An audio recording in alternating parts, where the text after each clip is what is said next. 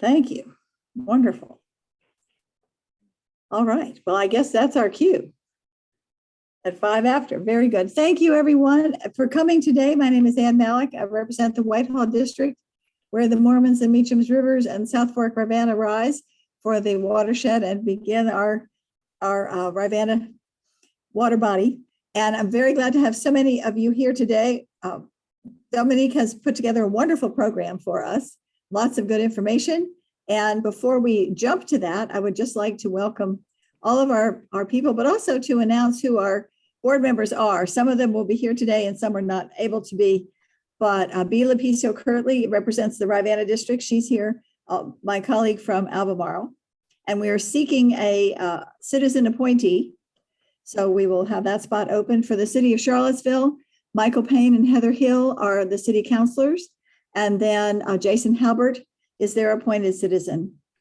For Fluvanna County, home of our founder, Marvin Moss, then we also are represented by two supervisors there, Moselle Booker and Tony O'Brien. In Greene County, Supervisor Dale Herring and Supervisor Bill Martin are on our board, and Dale is here today. Thank you very much. And you all are still seeking a citizen as well. The Culpeper Soil and Water Conservation District is represented by Steve Morris, and our Thomas Jefferson Soil and Water Conservation District is represented by Lonnie Murray. And we're very happy to have them so close where we can pounce on them at any moment to get information as we go along. So we have three great presentations today. And Dominique, I will kick it back to you to pass it to our next speaker. Good afternoon, everyone. For those who have yet to meet, my name is Dominique Leverada. I'm a planner and legislative aide with the PDC. And we also have Sandy Shackelford on this call. She's our director of planning, and she's going to be assisting me on a brief presentation on some of our corridor plans. But just starting off, we have a nice chunk of time dedicated to Laura Cattell-Knoll. She's from the Alliance for the Bay, and she has some partners from the EQ, as well as Michelle Edwards here to discuss and do a presentation on a local government guide to the Chesapeake Bay, which is essentially a series or suite or module of resources for increasing the knowledge and capacity of local officials with water-related issues. So without further ado, I will let Laura go ahead and share her screen and do whatever it is she needs to do for her presentation. And just as a reminder, just keep ourselves on mute so we don't have any background noise. Thanks so much, Laura. Yeah, thank you all for having me here today. Again, my name is Laura Cattell-Knoll. I work with the Alliance for the Chesapeake Bay. I'm going to be sharing some slides in a minute, but I just thought I'd start a little more conversationally here. So I won't go too deep into the weeds, but I coordinate the local leadership work group within the Chesapeake Bay program. So we work watershed wide. And our work group is really laser focused on helping local officials quickly get up to speed on watershed issues. We know that you are asked every day to make decisions that impact drinking water, wastewater, stormwater, and we want to make sure you have the baseline level of knowledge and capacity to make those decisions that are right for your communities. And we've heard a need throughout the watershed for educational materials for local officials so you can get quickly up to speed. I'm reminded of a council member up in Pennsylvania who said he didn't realize how much of his job was about stormwater when he signed on. And, you know, he didn't even know what MS4 was when he became a council member. So as was shared earlier, Michelle Edwards is here from the Rappahannock PDC, as well as two of our partners from DEQ, Drew Hammond and Justin Williams. So we're going to kind of tag team this presentation. Let me share my screen.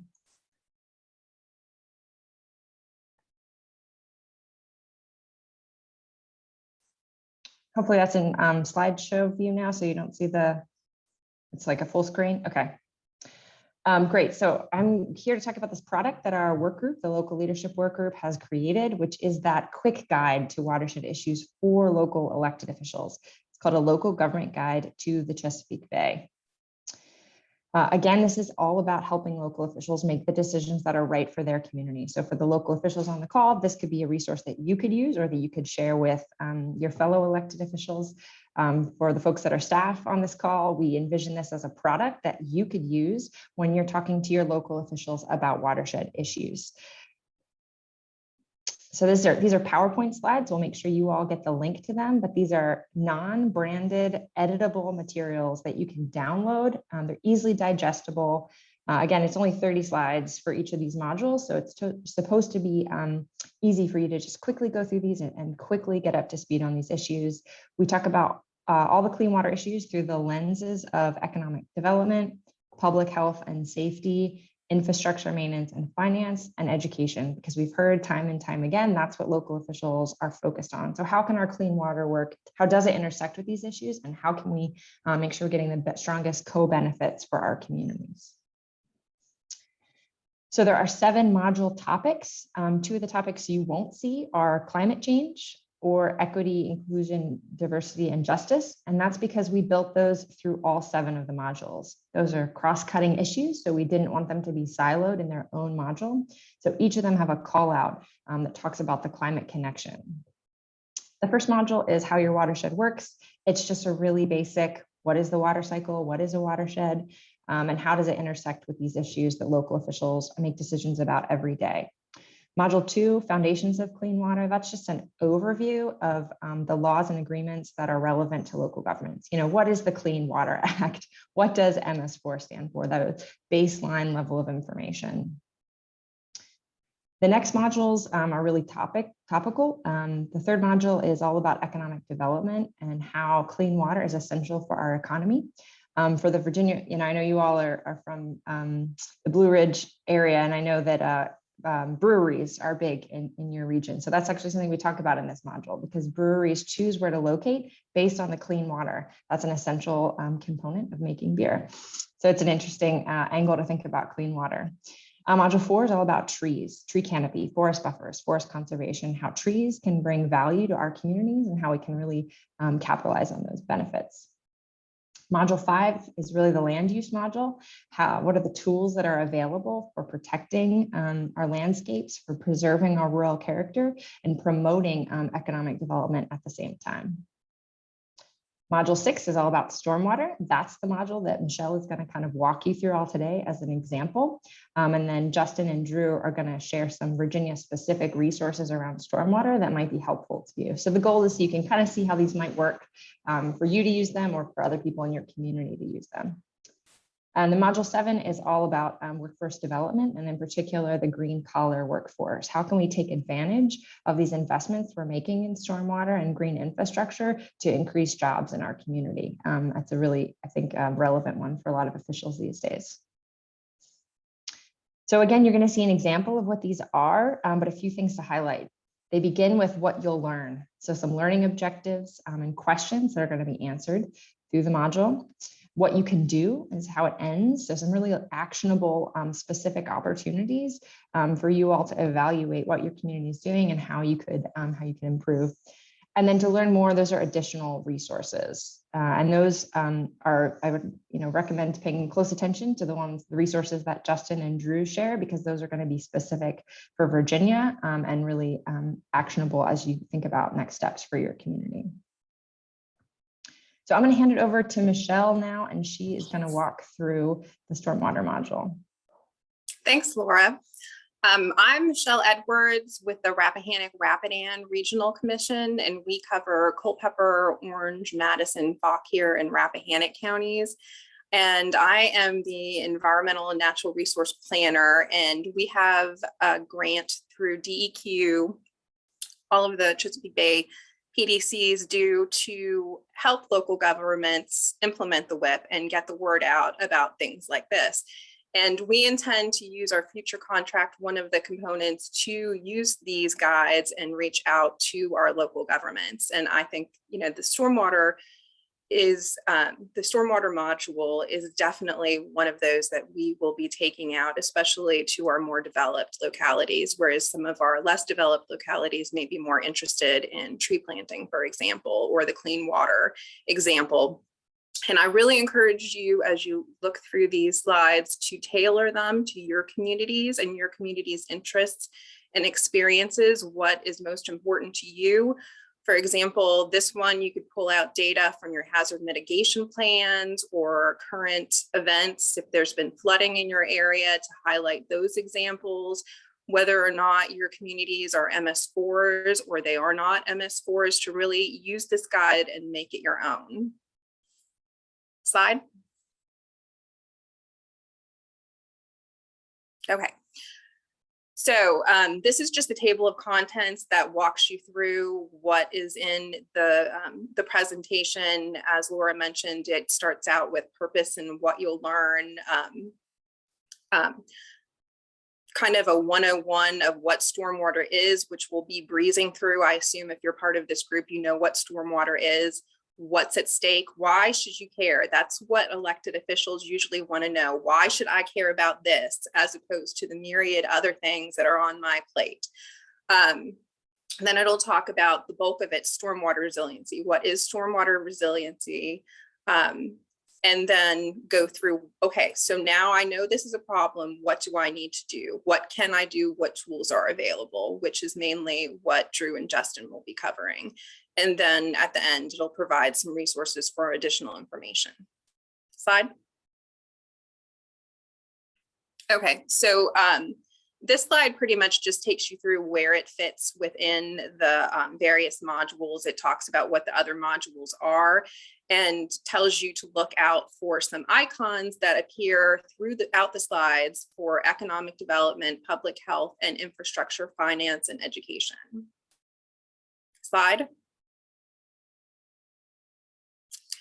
So first of all, we lay the foundation for what is stormwater.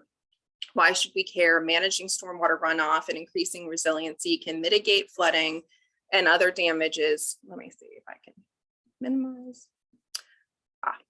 In addition to hazard mitigation, increasing resiliency also improves water quality. Stormwater runoff can carry bacteria, nutrients, and other pollutions into our local waterways used for water supplies, fishing, swimming, and other recreation activities, posing a public health threat.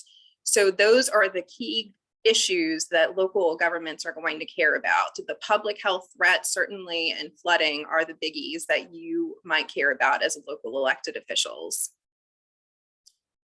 Slide.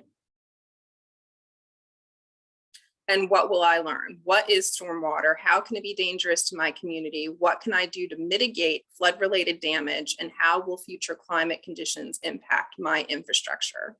These are things that local governments would definitely care about. Of course, local elected officials many times do care about the environment, but there are other things that their constituents care about that they need to address. Understanding stormwater. So now we get through what is stormwater, and we'll really just breeze through these. Slide. There's a slide here that explains the water cycle. These are all things that if you're addressing just your average local elected official or even citizens, that they will need to know to understand the problem at hand. But we won't take time to go through these. Go ahead. Next slide. Slide. Okay. Then this slide really gets down to what is an MS4, and if this applies to your community, certainly this is something you want to discuss so it's understood. Most people that don't deal with this have no idea what an MS4 is. It also points out that non-MS4 communities can choose to implement their own stormwater management programs, and some of them, like Greene County, certainly do. So it's not just for MS4 communities. It's something that all communities should be aware of and care about. Slide. So what's at stake? Now we get into the nitty-gritty. Stormwater runoff can damage public infrastructure and private property through flooding and wash pollutants into our local waterways. And slide. And more specifically, go back, Laura. Thanks, Laura. Flooding can endanger our critical infrastructure in your community, including roads, electricity, clean water, and cellular networks. So this slide goes through and explains what specifically stormwater runoff can affect with each of those various areas, what it can do to your roads, that the community needs vehicles like school buses and ambulances to be able to reach residential areas. So if they're flooded, people can't get to school. the electrical damage that can occur through flooding, the drinking water supply that can be affected, your cellular networks that can go out if towers are affected. Slide. And then, of course, the public health issue. This is a very big one. Certainly, E. coli is the biggest pollutant that affects our streams that we're concerned about in most of our communities in Virginia. Various other toxic contaminants, including pesticides, pharmaceuticals, and heavy metals. Bacteria, as I mentioned, such as E. coli, also algae can cause nutrients to grow, and excess nutrients can fuel excess algae in water bodies that die and decay and then cause fish kills. And they can also sometimes produce toxins that can be harmful to humans. So pollution can make recreation in, on, or near water unsafe, and fish and shellfish can be unsafe to eat. So those are things people definitely care about. Slide. And then we have examples. This might be a case where you have your own local example that you want to include on here as a public health issue. This one talks about E. coli bacteria being found in a local waterway by the Chesapeake Monitoring Cooperative, and how they worked with the Soil and Water Conservation District and Public Utilities Department to track it down to a local pet daycare center and then mitigate that effect. Slide. Then this next slide is likely very important to a lot of elected officials, where it talks about the economic impacts of stormwater and flooding. So flooding harms businesses and private property. It also threatens the health of local waterways, which often support outdoor recreation and tourism.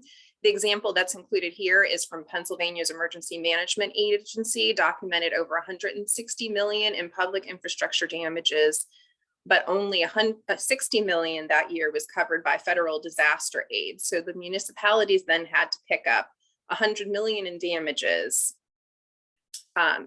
So a benefit cost analysis of natural hazard mitigation found that every dollar invested in proactive mitigation steps saves $7 in emergency response and recovery costs in the future. So it pays to put in BMPs and do stream restoration rather than waiting for the flooding to happen. Outdoor recreation relies on healthy waterways and safe access. Annually, the U.S. outdoor recreation economy provides $887 billion in consumer spending. Let's see, 7.6 million in American jobs, and 125 billion in federal, state, and local taxes. So if you have local numbers, you can add in your local numbers. But this is a big deal to a lot of communities in certainly my region that rely on recreation and tourism. Slide. Excess stormwater can also cause missed school days during extended closures caused by flood damage. While only 2% of Mid-Atlantic schools are in a flood zone, 10% of Mid-Atlantic student zip codes are in a flood zone, which means that even if the school is not impacted by flooding, students may not be able to get to their homes. And elected officials will be hearing from the parents. So, slide. And this is that diversity, equity, inclusion, and justice component that Laura mentioned. In 2020, Virginia passed the Environmental Justice Act, which established that it is the policy of the Commonwealth to promote environmental justice as defined in the bill, and to ensure that it is carried out throughout the Commonwealth. While flooding affects a wide range of demographics, it is most harmful to communities of color, low-income residents, and others who do not have the resources to handle the damage and disruption. So flooding in the US can harm African-American neighborhoods. Okay, slide. So I think that's it for me. I will turn it over to our DEQ staff to tell you about some specific Virginia examples of what you can do in your community. Thank you, Michelle. Good afternoon. I'm Justin Williams. I'm the Director of the Office of Watersheds and Local Government Assistance. And I, along with Drew Hammond, who is our Director of Water Permits, are going to provide some more specific information on resiliency and the efforts that's going on in the Commonwealth, and how communities can take action and work with the state and look at the resources we have available to help address this issue. So next slide, and Drew is going to kick us off. Thanks, Justin. Really the big thing here with this particular slide, and really what we wanted to drive home, is the fact that, as communities develop and, we have more parking lots, more roofs, more roads, are built, that, we have this significant increase in impervious surfaces. And when that happens, that there are negative impacts on stormwater resiliency. So if you kind of take a look at the left side of the slide there, you've got this 1 inch of rainfall, that generally falls on forested or wetland areas, those natural landscapes, and that results in about 750 gallons of runoff, from an inch of rain on the 1 acre. But then you can make the comparison there to that same amount of rainfall on an acre of parking lot or other impervious surfaces, and see the orders of a magnitude in which that stormwater runoff occurs. So really the big thing is to make sure, as we move forward, plans to ensure that we mitigate increases in stormwater runoff and keeping communities resilient. Next slide, please. And then, as I mentioned earlier there, we spoke about wetlands and those natural landscapes. In Virginia, we have the Virginia Water Protection Program.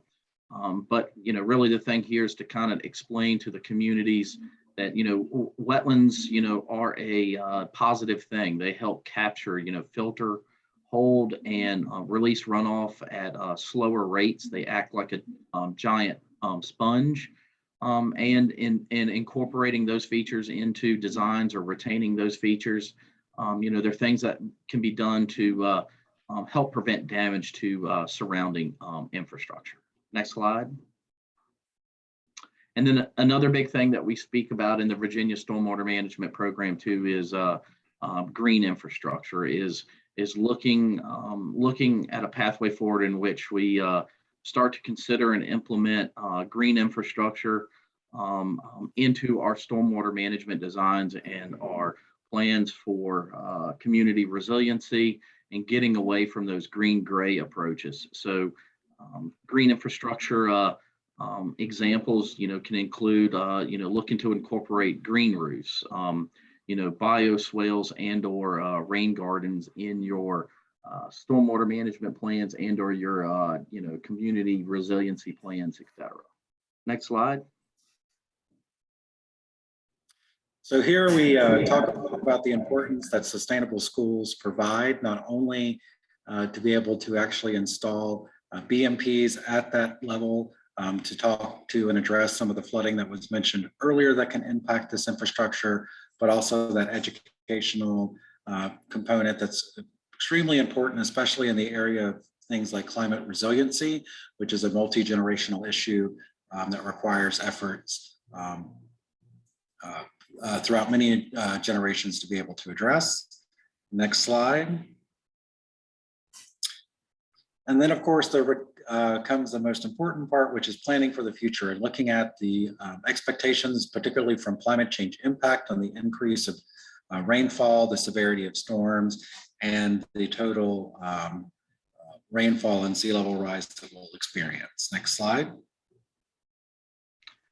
And building on that particular topic, one of the things that NOAA did, and also the Commonwealth has done also, is to take a look at recurrent flooding that's happening in different areas across the United States as well as across the Commonwealth. And an example of that would be in Hampton Roads. Like in 1960, there was approximately 2 days per year in which recurrent flooding or sunny day flooding was happening, and now in 2014, we're seeing upwards of 7+ days of that happening in the Hampton Roads area.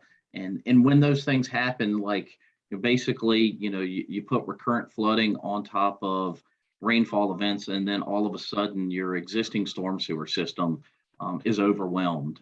So it becomes this case of, as we plan for more rain and we look to our existing infrastructure, adapting to methods in which we look differently after building back, from flooding and or flood damage events, and that may be, not putting back the same size culvert or pipe that failed, looking to upgrade your stormwater infrastructure after those events occur to be able to handle those larger rainfall events, as well as taking into account flooding itself. And just a little quick case study there. There was one done in, New York. They had a whole bunch of property damage that happened between 2005 and 2011. You can see, 675 million happened there. And what that locality did was implement, mitigation projects that seek to take into account more rainfall and flooding there in that particular locality. Next slide, please. Aside from the increased rainfall that's anticipated, certainly there's anticipation for higher waters, or specifically sea level rise. As noted there, Virginia has experienced more than 18 inches of relative sea level rise in the past 100 years. And you see there specifically a case study related to Norfolk and the efforts that they've done through their zoning efforts to look at the impacts from that increased flooding and sea level rise in new developments. Additionally, in this arena, aside from the large-scale Virginia Coastal Master Planning Framework and the Virginia Coastal Master Plan to look at the impacts of sea level rise in Virginia and efforts to combat them, Virginia has incorporated climate change and adaptation into some of its regulatory programs, specifically in the tidewater localities under the Chesapeake Bay Preservation Act. Additionally, the General Assembly, in an effort to consider sea level rise and these impacts, established a policy that living shorelines are the preferred and should be the installed shoreline management practice under the permitting program for the Virginia Marine Resources Commission. Next slide. So what can you do at the end of the day if you're curious about the pathway forward? How do I make my community more resilient? What are pathways in which we can seek to implement to take care of planning for that additional rainfall, planning for those additional days of flooding, et cetera, kind of, three really big topics, but, sitting down and, meeting with your MS4 coordinator and or your stormwater engineer and staff and discussing through strategies associated with implementing green structure, infrastructure, et cetera, trying to get away from that traditional green-gray infrastructure that we've historically done. Another thing that, is taking a look at protecting and restoring, wetlands, as I've said, those natural landscapes, they act like nature's flood insurance. They filter stormwater, and they also seek to protect, the community's infrastructure and also help to deal with, shoreline erosion issues. And then the other thing is to, as we continue to implement and look at resiliency, increased rainfall, increased flooding, et cetera, as we put together our community resiliency plans, to make sure that those plans, continue to be flexible and adaptable. Because as with everything, we make decisions based upon, the best available science and information that we have, but we also recognize, that changes on a daily basis. Next slide, please. So here's some additional resources that are available to provide both specifics on actions or tools that can be utilized by localities, as well as the efforts going on in the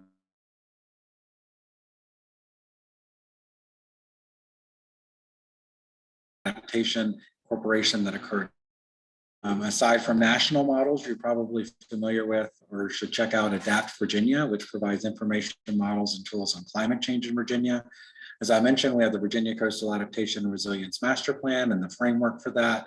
There's the Commonwealth Center for Recurrent Flooding Resiliency, as well as more information on our DEQ water quality programs in general. Next slide.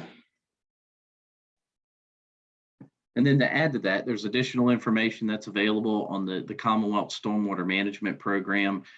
Michelle talked about this a little bit at the beginning, but our municipal separate storm sewer system permitting program, but also information included in that program is what the Commonwealth is already currently doing to help manage post-construction stormwater quality and quantity of runoff. You know, the other thing that we have available is the Stormwater Best Management Practices Clearinghouse. There's information on the Clearinghouse on the best management practices that can be utilized across the Commonwealth to help address with stormwater quality and quantity issues. And those include, you know, best management practices that are in the non-proprietary domain as well as ones that are in the proprietary domain, such as manufactured treatment devices. You know, there's also the Commonwealth's Erosion and Sediment Control Program, and that has a wealth of information on how the Commonwealth looks to address stormwater quality and quantity management during construction. And then one of the most important tools that I think that's on this slide here is the newly released Mid-Atlantic Intensity Duration Frequency Curve Data tool.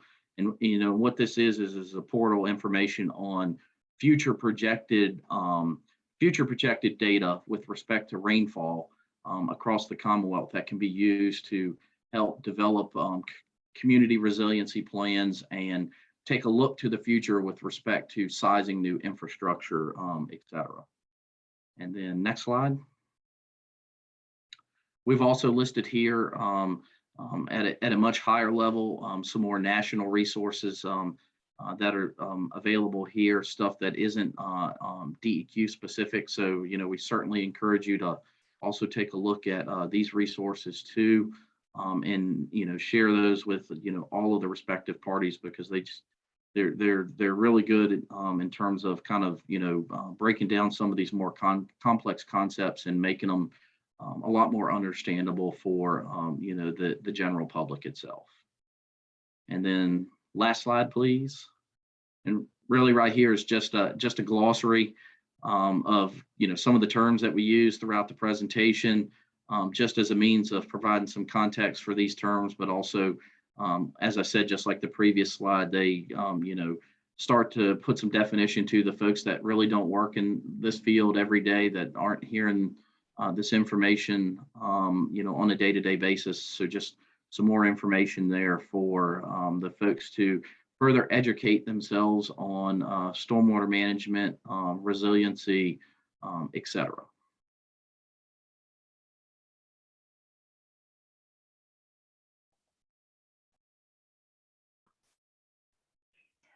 Well, thank you, Michelle and Drew and Justin, for going through that. I do feel like I need to apologize for the jumpy slides. I think I started it in that mode where it advances automatically, so my apologies. But I'll just see if there are any questions. I know we sort of filled most of our time, but I'll see if there are any questions, or if you all have any ideas about how these resources could help you in your community. We'd love to hear them.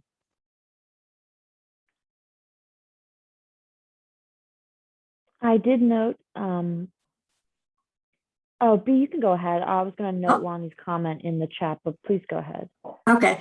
Oh, I'm sorry. I should have hit the hand or whatever. Just wondering regarding, you mentioned about Hampton Roads and everything, and in the increase in stormwater, you know, and what's happening. Would that also be due to building? I mean, I know we're getting climate change. That's not the issue, but is it also due to the fact that we're building more and more, therefore impervious, you know, surfaces are going on all over? That is certainly an additional factor to take into consideration. I kind of view this as almost like a three-legged stool. Not only do we have climate change, you know, increased rainfall amounts, we have flooding on the back end, sunny day flooding on the back end, or just, you know, sea level rise, as Justin mentioned, which also impacts our existing infrastructure.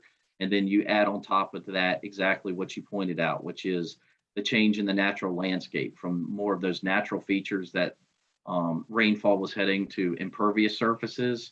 And all three of those have an impact on our existing infrastructure, as well as what our, you know, infrastructure going forward should look like. So knowing that development probably will not cease, is anyone working on types of impervious or surfaces that can be used that will help the water drain. You know, I'm kind of thinking like, you know, I don't know, holes in the surfaces, or, you know, micro holes or something like that. I don't know if things like that are being developed or thought of. So that's a good question. And one of the good resources to take a look at would be the Virginia Stormwater BMP Clearinghouse. There are best management practices up there that, you know, can be utilized, you know, to help offset stormwater quantity and quality impacts due to changes in land surfaces.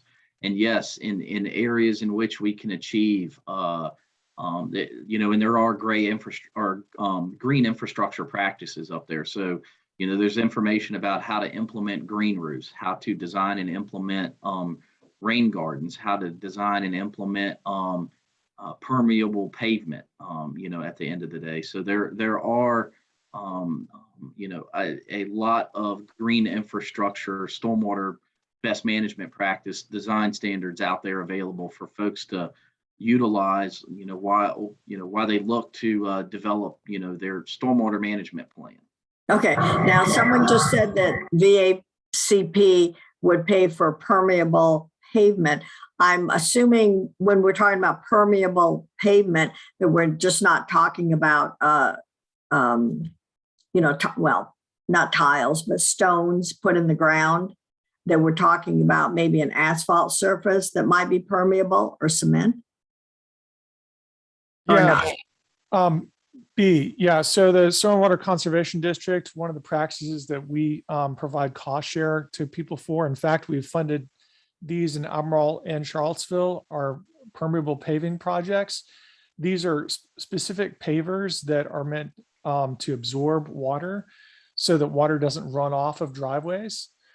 And they're installed. There's a whole process of installation, but you know, feel free to visit our website to look at those. But we've funded a bunch of projects in Charlottesville, Albemarle, and the district at large.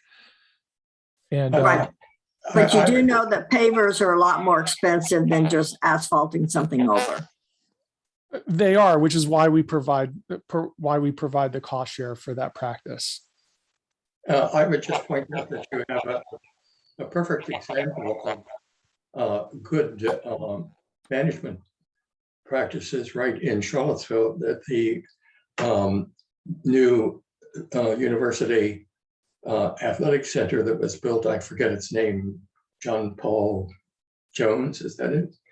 Anyway, when that was designed, it was very carefully designed because the amount of water that was going to pour off the roof of that was an extraordinary amount. And if that had been gone into the little stream that is right nearby, it would have absolutely caused great flooding and damage to the system, and brought lots of unsavory things eventually into the Chesapeake Bay.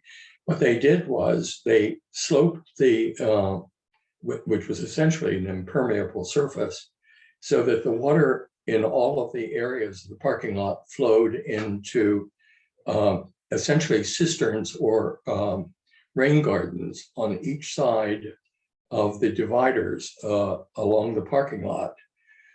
The runoff that occurred that is not absorbed in the parking lot was then sent down a stream between the athletic center and Emmett Street in a series of dams that slowed down all of the flow into the creek that's there right beside it. So it's a perfect example. I actually took the Ravana Board of Supervisors there to see it because I thought it was one of the great examples of use. I do have a question for Drew or Justin. One of your slides, which you didn't mention, but it showed a little blurb about Maryland being able to reduce a great deal of its runoff. You didn't mention that, but I wonder if you can tell us whether that was because of state mandates or efforts by localities throughout Maryland, or good. Maryland came up with the critical areas planning for the entire state, especially around the Chesapeake Bay area, which probably helped inform those decisions. But can you tell us a little bit about what happened in Maryland and compare it to what's happening in Virginia? So Laura might be able to provide a little bit more information, because that was one of the general statistics that were provided as the modules were developed for the Bay. And it was specific just to the impact and value that wetlands can have and overall reductions for runoff. I think it's that slide, yeah, Laura. So, that was based on a study that they did looking specifically at the fallout from Hurricane Sandy. I know there's been another study that was done looking at living shorelines, for example, with the ability to mitigate for Hurricane Irene, but I don't know, Laura, if you've got any more specifics behind that stat. I don't think so, although I will say that Maryland has gone pretty all in on wetlands as important in their resilient strategy, particularly for the Eastern Shore. We know that that's an area vulnerable to hurricanes. And so that's something they have invested pretty heavily in through their Department of Natural Resources. And I will say, if you look at the Virginia Coastal Master Planning Framework, for example, and the policy, like I mentioned, with living shorelines, the Commonwealth does have an emphasis towards nature-based solutions for coastal resiliency, including reduction, the impact from hurricanes, like living shorelines, for example.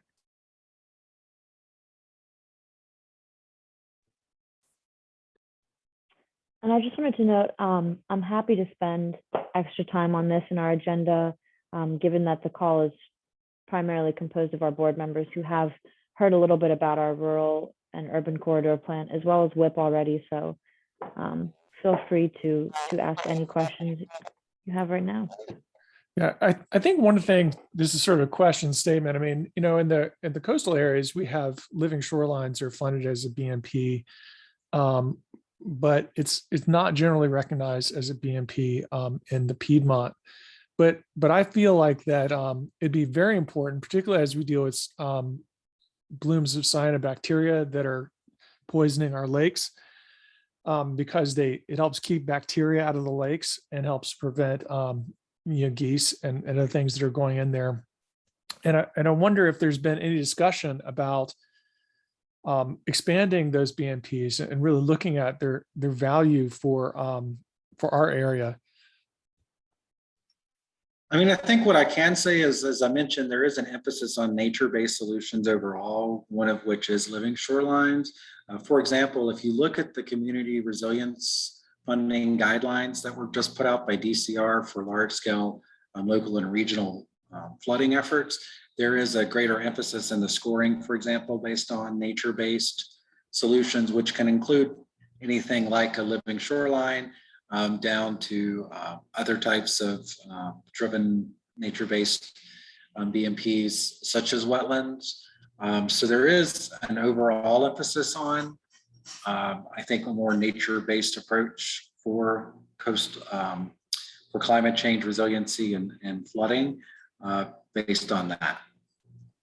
And to add to that, one of the things Dominic provided the link there to the Virginia Stormwater BMP Clearinghouse. One of the things that I'd point out is one of the non-proprietary, public domain best management practices that's up there, for utilization in the state stormwater management program is constructed wetlands. So that is one option. There are some other, there are other, more natural or nature-based solutions up there. Also too, with best management practices, when we were talking about John Paul Jones Arena, one of the things that jumped out at me was, bioretention or urban bioretention or infiltration practices. One of the other things too is and I kind of heard it and it really jumped out at me also is, hey, the conveyance channel that actually takes the water down to the receiving stream has these series of dams in it. Well, in the world of stormwater design and management, that's actually what we refer to as a wet swale. So you've got all these little step pools that encourage infiltration behind every one of those little small check dams to have a volume of water that we are looking to infiltrate back into the natural landscape.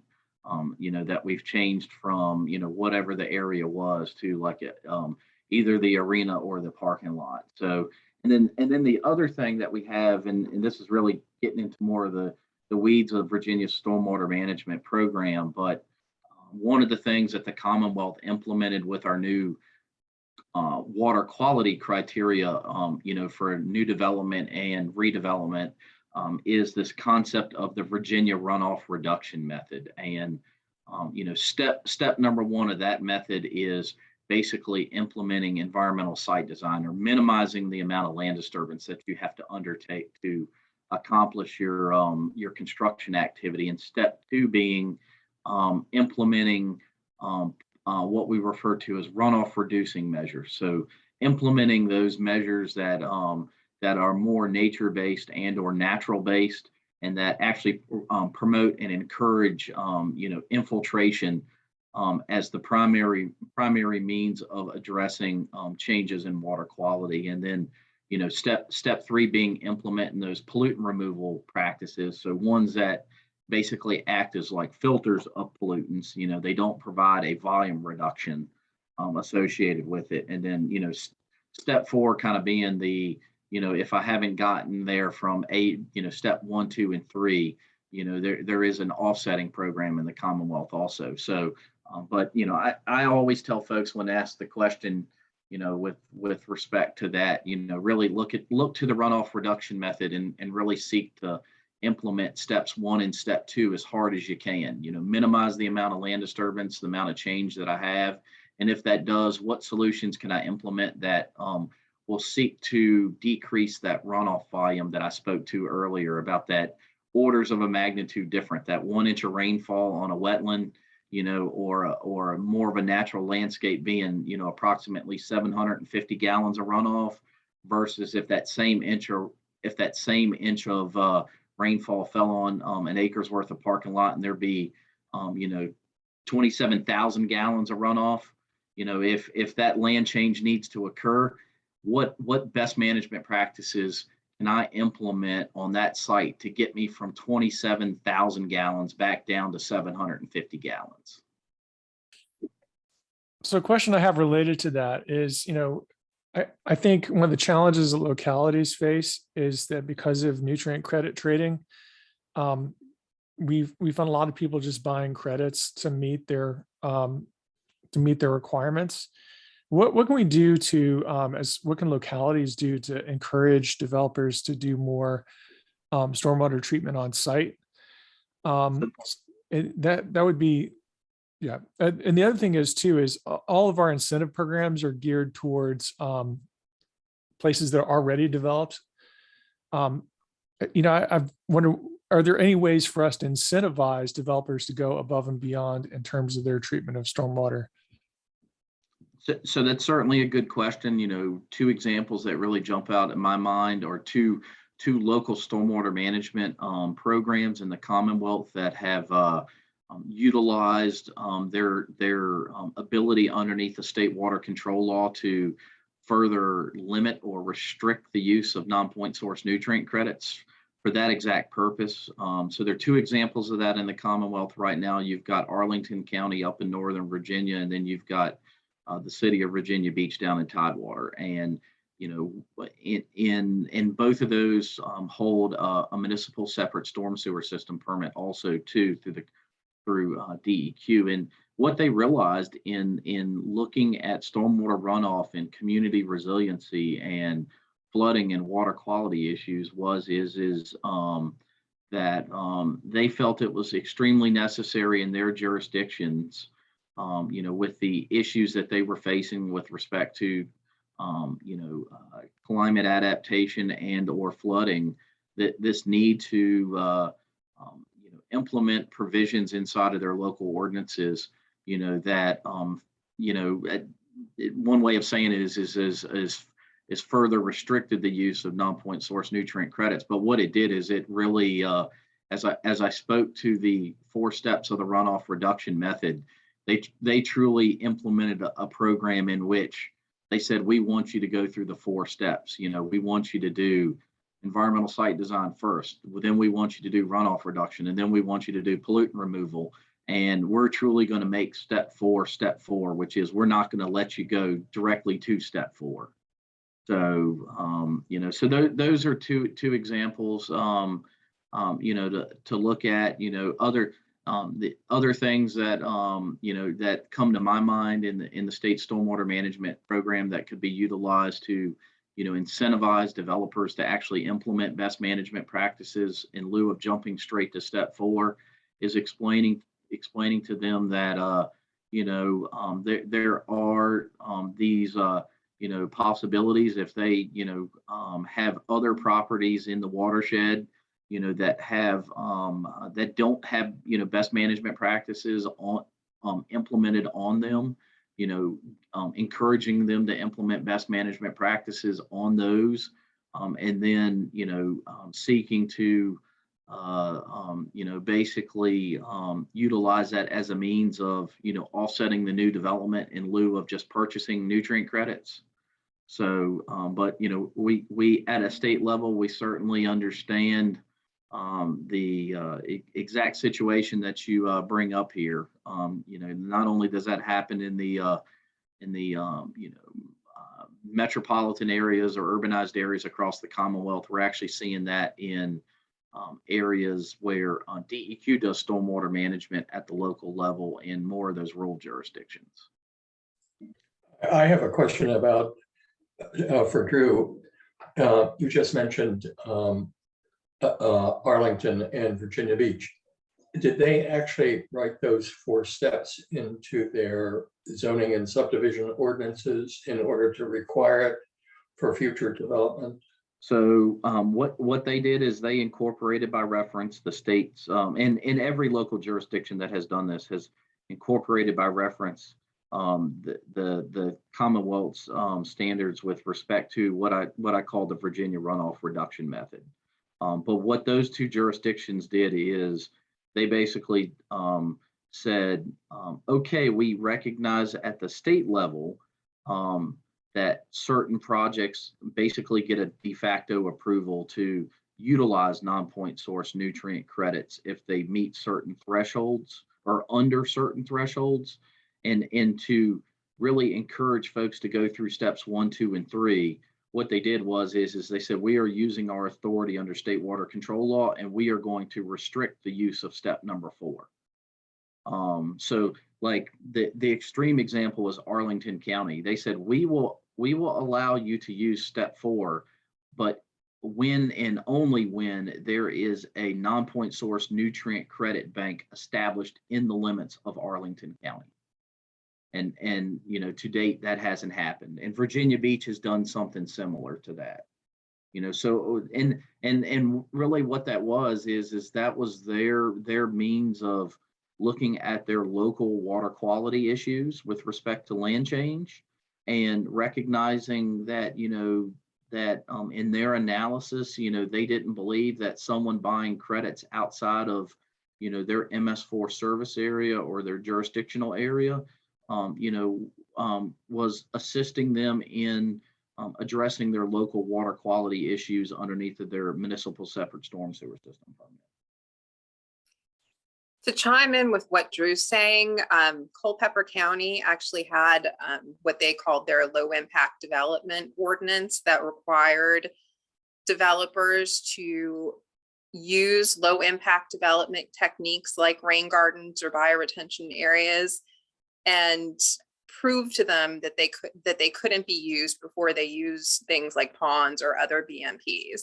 So it's a similar type of tact where they're required to use best management practices that are advantageous to the county, that the county wants to see, and prove to me that you can't if you want to do something else, or prove to me that you can't if you want to use the nutrient credits.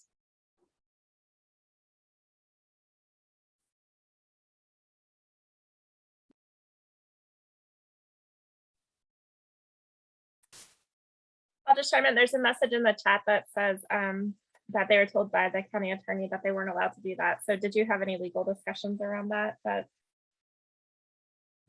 before you implemented the program? Are you talking to me? Maybe. I I mean, think Culpeper so, that's County when- didn't have that same concern with their county attorneys. Yeah, I mean, It just comes down to what the county attorneys are willing to bless, I suppose, because they implemented that ordinance for a number of years, and it was recognized by the James River Association, and they didn't have any issues. So I'm asking Michelle, would you would hold the Culpeper ordinance as a model for other rural communities? Well, see, the trick with that is that when localities were allowed to opt out of stormwater programs, they opted out. So they no longer operate that ordinance. Mm-hmm. Okay, thank you. Now DEQ operates their stormwater program, but they did use that ordinance for many, many years, and other localities within the region adopted a similar ordinance. And I think even Greene counties was patterned after that, because I assisted with helping them build their stormwater program. yeah, I'm particularly curious about Arlington and Virginia Beach and restriction of nutrient credits. I know that we had talked in Emerald just about restricting the ability to use nutrient credits within a TMDL, and my understanding is that we were told it was a no-go. That so if that's not true, and if there is enabled legislation that allows us to restrict nutrient credits, I certainly hope that we will pursue that. May I expand on that? Yeah, thanks. Frank Pohl, County Engineer for Albemarle County. So we don't have nutrient TMDLs in the county. We only have sediment or benthic. That sticker within the county. So I think what Harrisonburg did is they were able to restrict offsite credits being used within their certain jurisdiction or a certain watershed because of a nutrient TMDL that they had. So we investigated doing that here, but because our TMDLs are not nutrient based, we were told we couldn't restrict those uses, offsite nutrient uses. Well, and Drew, correct me if I'm wrong, I think certainly from the Arlington, Virginia Beach perspective, it was based on a different tact and authority than it sounds like the driver there, which was based on the TMDL, which is in my shop with the watersheds, versus their implementation of the stormwater program separate and apart with the pollution reduction runoff. That might have been a driver for the difference in the ability to use one authority or not. Did that have anything to do with the MS4 program? I believe so. Drew, you can probably, I'm treading too close into the stormwater side, so jump in here if you've got more specifics. Yep. So it's, I think there are a lot of different things at play. Really it gets down to, like I said, certainly both of those jurisdictions, both Arlington and the city of Virginia Beach are phase one, large MS4 permittees in the Commonwealth. That's a lot different than, some of our small MS4 jurisdictions too.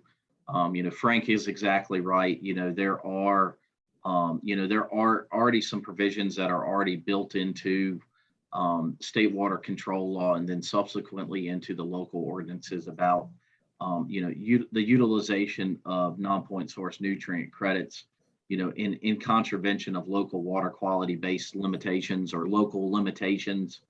And one of the things that he spoke about were, one's determined pursuant to the section of law that speaks to the TMDL program that we've talked about here.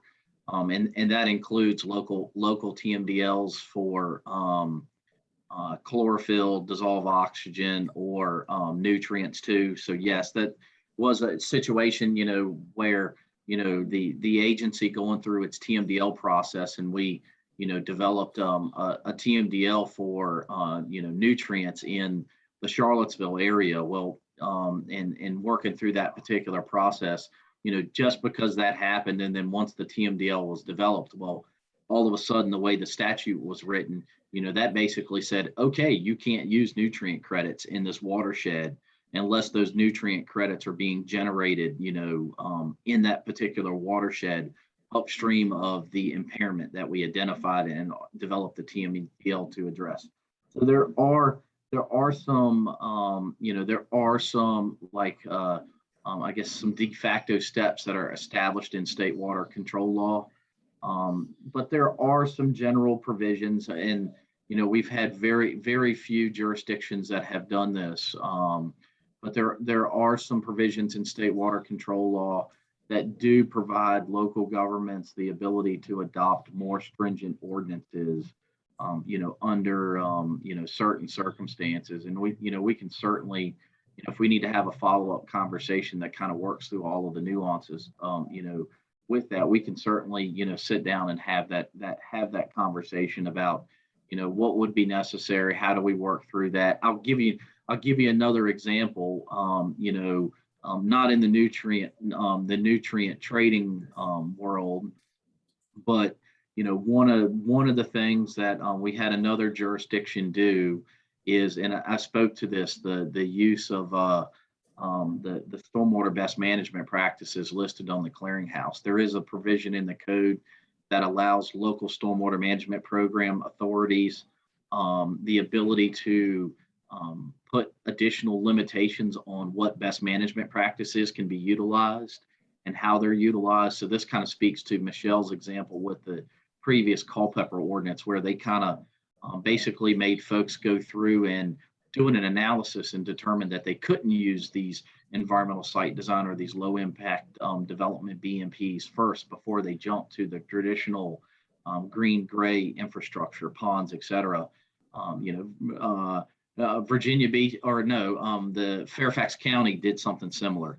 They kind of looked at the stormwater BMP Clearinghouse BMPs and said, hey, we're going to further restrict when these things can be used or where they can be used, et cetera, as a means of getting to steps 1, 2, and 3 and not having folks jump immediately to step number 4. So we have some precedents in the Commonwealth where we do have a jurisdiction that went through that particular process and restricted the use of certain best management practices where the county just felt it was more appropriate to utilize a smaller subset itself.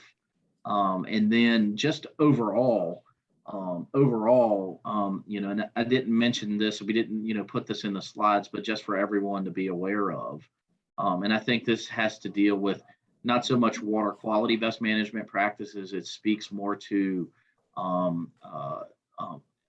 potential future rainfall amounts increasing, as well as dealing with existing flooding issues.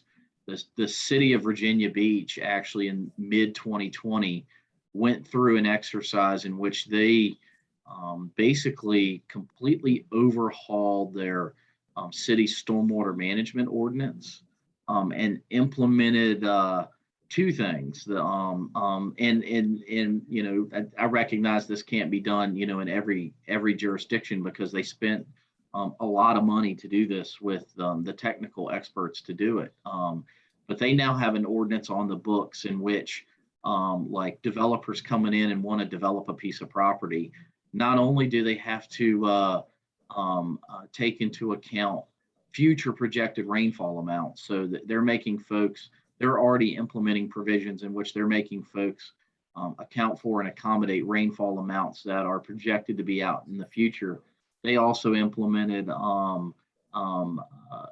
they took into account like the work that was done with respect to recurrent flooding and sea level rise, et cetera, and actually put together, they had a consultant put together a stormwater model for the city itself, and it's broken down in the different watersheds itself.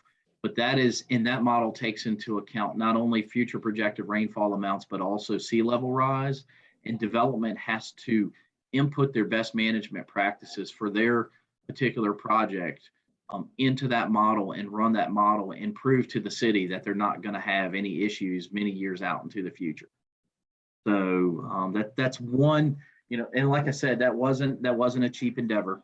That was a multi-million-dollar effort to do that. But that was one of the jurisdictions that we do have that, has had a lot of issues with respect to, climate change, sea level rise. They're also on the coast and dealing with those issues that Justin spoke to. And they've taken that first proactive approach by saying, hey, we want all development. We are choosing at a local level to go more stringent than what the state set as the floor. I wanted to jump in really quickly and just note that for time purposes, it might be a good idea for us to jump into our next section. But I will say, Sandy and myself were just discussing in our chat about how this is such valuable information. We made some modifications to our agenda, and I actually took out our WIP portion because the folks from DEQ, as well as Michelle and Laura, did such a great job of discussing TMDLs and BMPs. That's like, why hear all that information twice? But I just want to give folks an extra minute or two just to throw in any last questions, and then I'll do a brief overview of our rural corridor plan, and we'll wrap up by 2:30. But I just wanted to give anyone a last chance to make a comment if they have any. I'll just make one more comment, Frank Pohl again, that the state, the new regulation that was passed in January 1st this year that restricts purchases or creates a hierarchy for offsite nutrient credit use based on impaired streams has been fully adopted here, and it affects many projects, in case anybody's wondering. So I think that has been a step in the right direction. Thank you. And thank you to everyone for their great questions and comments. And it's nice being able to have a locally specific discussion. But if there aren't any further comments or questions. I was just going to say thank you very much, and we will be using that recording because I know we will need to come back and contact you about more details. And thank you, Frank, for being here because you're our local expert. And Very I good. will, thank you, Anne. And I will also, on our website with the recording and all the conference agenda materials, I will share the slides that Laura passed on to me the other day, Yes. so we can all have access to the overview of her modules. And I will also make sure to include her email somewhere if anyone has any questions, or any of the folks who are on this call today. But if folks are ready, we can just hop into the overview of the rural corridor plan for the Ravana River. But of course, we want to thank everyone who came from DEQ, Justin, Drew, and then Michelle and Laura as well for coming this afternoon and doing a presentation for us. That was incredibly helpful and very valuable information, especially since this particular conference was primarily our board members. So it'll be nice to have that really applicable information. So thank you. But without further ado, we'll quickly jump into our rural Ravana River corridor plan, and we'll just do a brief presentation, just have about 6 or 7 slides. And I know that some folks here had an overview the other day at the board meeting, but there are some other individuals here who might like to hear that information. And of course, Sandy is here if there are any other questions. But I will go ahead and quickly share my screen. And I'm really glad that there was such a great overview of the WIP already, because folks from DEQ can do a far better job than I can at explaining their baby. So I'll go ahead and share my screen. Alrighty. For board members who were at our board meeting on the 14th, Sandy and myself did a little discussion about the rural and urban Ravana corridor plan, but just really briefly to go over it for those who missed it, and just in case there are any new details that have come out. It's our initiative with the Ravana River Basin Commission with the goal of developing a vision and action plan for the rural portion of the river, and that includes portions of the river in Green, Albemarle, and Fluvanna. And as y'all know, the corridor plan is almost completed for the urban portions of Charlottesville and Albemarle. And the draft scope of work, which we did briefly discuss before, just includes 5 general tasks managing our project scope and budget, making sure we're analyzing and reviewing other Ravana initiatives, having a network analysis of all those organizations involved in recreation, conservation, whether they be nonprofits or government organizations, drafting recommendations and next steps with our stakeholder and technical experts, several of whom we've reached out to in the county and city and other localities just to gauge like a level of involvement. And then finally finalizing our report and the recommendations for the RRBC. And just a brief timeline, just to kind of show where we are. Starting in July, Sandy and myself started doing the initial research, review of policies, recommendations, programs related to the Ravana. And we have a table on the next slide that I just popped over to quickly, showing what we've taken a look at. And then heading into September, we began debriefing the RRBC, localities, and just kind of getting a pulse on what our stakeholders and technical experts believe we can do with this corridor plan. And now at this point, I would say we are now at the end of September and October, sort of beginning to assess the resources and the folks who can really contribute to stakeholder communication and just developing the vision for the corridor plan. And ideally, we would like to, by the end of the year, have a nice team put together and just have just a Ravana rural project team for all those recommendations. And then the project deadline would be June of 2022, at which point we would provide the RRBC with a draft document that they can review before we have our final completion date. And then just as I referenced, there were some comp plans that we took a look at from Albemarle, Greens, Ravana, as well as other Virginia plans and neighboring states. But a common theme that we noticed, and in no particular order ranking, emphasis on a need for recreational facilities, bikes and walking paths, encouraging tourism, encouraging economic development. As I'm sure you can imagine, job opportunities along the river are good for everyone. And maintaining natural rural scenery. I'm sure that folks from rural localities know the importance of sort of having that historic and natural divide where you really can feel the difference between the city and the country, if you will. And I'm sure that's something that a lot of folks want to maintain and really enjoy and love about living out in our rural localities. And then lastly, maintaining water quality, which is something we don't need to go into the importance of because DEQ and the folks who presented did such a great job. But locality guidance is our next topic. But the PDC staff just wants to maintain and facilitate discussions with our technical committee members and other specialized experts to really develop and refine our recommendations to include things like environmental protection, like I mentioned in our previous slide, things like recreational activities, public health and safety and welfare, land use, historic places and cultural features, and trail connectivity, which is probably the #1 thing that we hear from folks when talking about plans of this nature.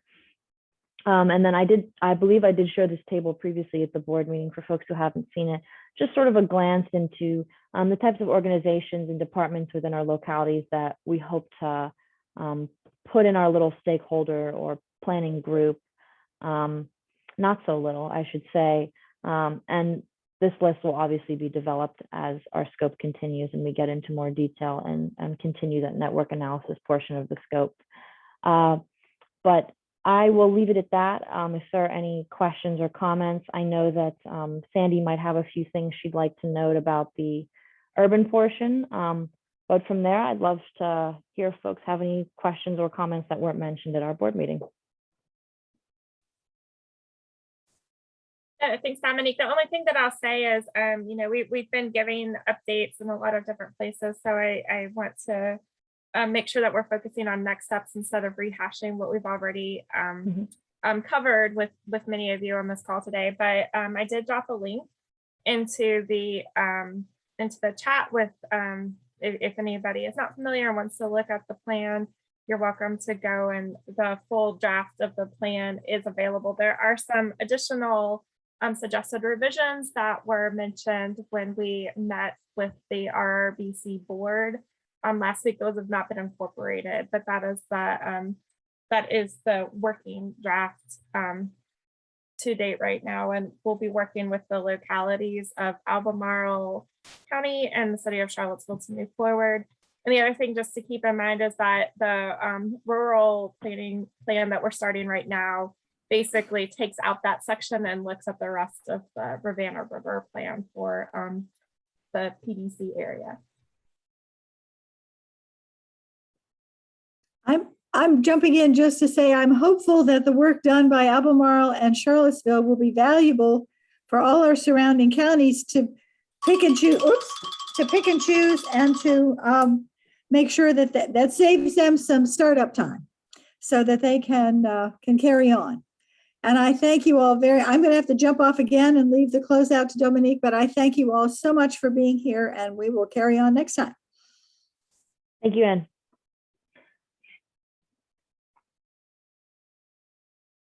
Are there any other comments or questions before we close out with our conference this afternoon? All righty. Well, thank you everyone for coming this afternoon. It was nice to, oh, B, did you have a question? I just wanted to say thank you very much. I learned a lot. I'm looking forward to learning even more, and I'm looking forward to getting the slides, because I'd actually like to share that, if it's okay, with developers, because that way they can institute best practices, and that's something that the county can look at. It's, even though it's not written down, but I mean, we can look at that when addressing special use permits or rezoning. Absolutely. And I had a conversation with Laura about that. They have some other modules as well that they'd be happy to pass on. And I believe they actually kind of customized this one a little bit for us. And we appreciate their effort and all that. But thank you. Absolutely. And I'll be sure to pass on all those materials. I'll send out a little email to the group and let them know. But as always, thank you guys so much for coming this afternoon. It is always a pleasure seeing our board members, and there will be follow-up materials in an email after this with everything. And please feel free to shout out, ask me any questions, and share any concerns. PDC is always here and ready to help.